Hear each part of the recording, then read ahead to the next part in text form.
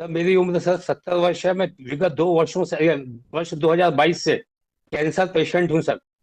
मेरा विनम्र निवेदन है, इसमें कोई फिक्स डेट माननीय न्यायालय अगर देते हैं तो मैं तत्काल अपने तो जीवन काल में इस प्रकरण के सर निराकरण को सर देखना चाहता हूँ अपने जीवन काल में। 2022 से मैं कैंसर सर्वाइवर हूँ सर। अच्छा। नहीं, जी मैं तो सर। अभी आज सुनने को एडमिशन पे तैयार हूँ, क्योंकि आपका सर सूट है कि वसीयतनामा के आधार पर वादग्रस्त संपत्ति का मालिक घोषित किया जाए। सर ये सर कैसे? सर माननीय न्यायालय ने सर अपने जीवन काल में सर पहला ऐसा केस देखा होगा सर, हाँ। जिसमें अधीनस्थ न्यायालय और सब प्रथम विचारणीय न्यायालय वसीयत को तो सर स्वीकार कर रहे हैं। वसीयत को स्वीकार कर रहे हैं, उसके अनुप्रमाणक साक्षी को स्वीकार कर रहे हैं सर।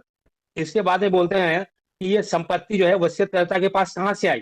तो हमने कहा वसीयतकर्ता के पास रजिस्टर्ड विक्रय पत्र के द्वारा आई है, और रजिस्टर्ड विक्रय पत्र से प्रमाणित हुआ है। प्रतिवादीगण ने भी स्वीकार किया है कि रजिस्टर्ड विक्रय पत्र है। वसीयतनामे को भी प्रतिवादीगण ने स्वीकार किया है। माननीय न्यायालय ने सिर्फ इस आधार पर कि वसीयतकर्ता के संतानों को पक्षकार नहीं बनाया गया है, तो उन्हें चुनौती देने का अधिकार नहीं था, इसलिए से हमारी वसीयत को मान्य नहीं किया।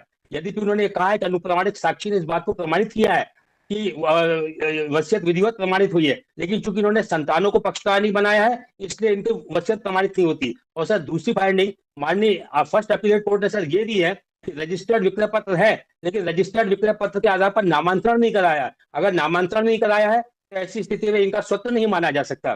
सर ये दो फाइंडिंग माननीय न्यायालय देख रहे हैं सर। और सर हमारे रजिस्टर्ड विक्रय पत्र को, हमारे वसीयतनामे को सामने वाला स्वीकार कर रहा है। हमारा रजिस्टर्ड विक्रय पत्र को सब रजिस्ट्रार स्वीकार कर रहा है कि हाँ हमारे इस तरीके से हुआ है। हमारा रजिस्टर्ड विक्रय पत्र स्वअर्जित संपत्ति के संबंध में मेरे ससुर ने मेरे पक्ष में सर वसीयतनामा एक छोटे से प्लॉट के लिए किया है सर। एक अधीनस्थ न्यायालय सर वसीयतनामा के संबंध में मानता है क्या इन्होंने अनुप्रमाणक साक्षी का कथन कराया है, लेकिन इसके बाद भी यार ये बोलते हैं सर कि प्रदेश P1 रजिस्टर्ड विक्रय पत्र साक्ष्य में कराया है लेकिन नामांतरण नहीं कराया है, इसलिए इनके पक्ष में वो दिया। और सर आदेशात्मक निषेधाज्ञा का दावा मैंने सर इसलिए पेश किया है कि मेरी वसीयत के आधार पर सर अपर एडिशनल कमिश्नर भोपाल ने सर तहसीलदार को आदेशित किया है कि आप वसीयतनामे के आधार पर वादी अपीलाती बालकृष्ण चंसूरिया का नाम नामांकित करें।